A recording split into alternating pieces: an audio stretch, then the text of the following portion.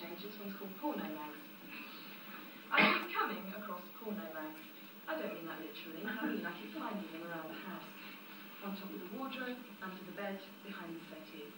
I would tell my new flatmate about the problem, but apparently he's a bit of a wanker.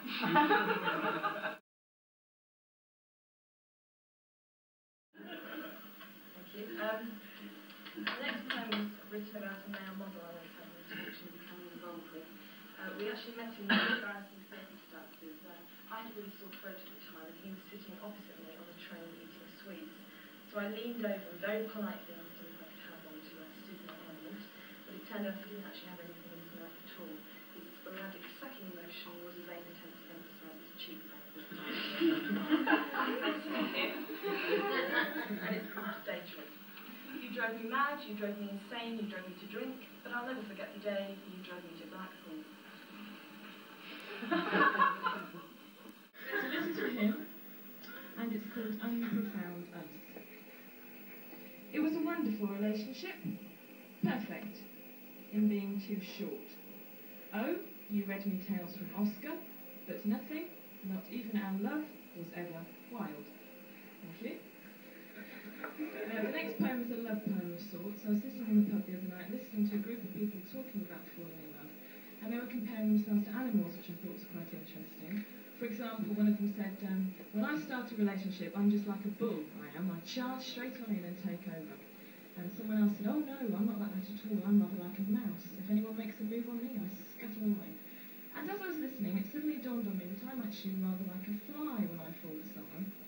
Flitting around, always up in the air, never knowing which direction to go in, but always managing to be drawn uncontrollably to a piece of shit. And this next poem is for a piece of shit called Christopher. It's called Sex About Poetry. Not an especially religious person, in fact, not religious in the slightest, but the other morning I was sitting on the loo, as to do, thinking about the Bible, when suddenly I was struck down with inspiration and came up with this theory: Eve was framed. As Eve lugged the washing basket down the garden path, she heard in the distance a voice. It was not God, it was not Adam, it was not the voice of her conscience, for she had no conscience. It was in fact a length of black rubber, rather like a bicycle inner-tube, lying on the grass. Strange, thought Eve. And moving closer, the long, thin form raised its head. I am the infamous serpent, it surreptitiously said.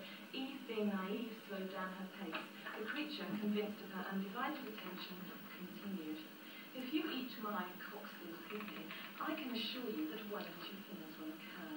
Either you and your partner will win an all-expensive paid trip to Mount Sinai, or failing that, I will turn into a very handsome prince before your very beautiful eyes, and believe me, babe, I've got more than just a fiddly pain between my legs.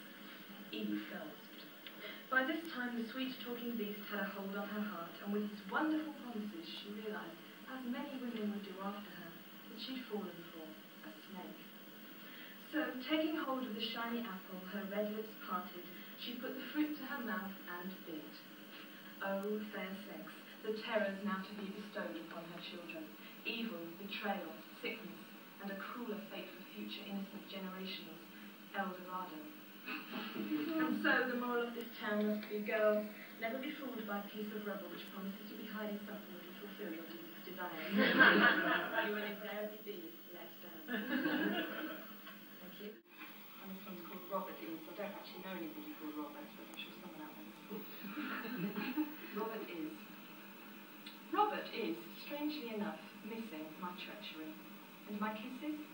Yes, his lips hold quiet hope for my return. He says, I love you because you take me away from reality. I say, when you smoke, you use your cigarette as an excuse to suck in the air around me. I wrote about Blind Date, and I've been really inventive with the title, and it's called Blind Date. Blind Date. Saturday, 6 p.m. Scylla enters, captivating her audience with wondrous disbelief, as they try to figure out how a woman who earns so much money dresses like that.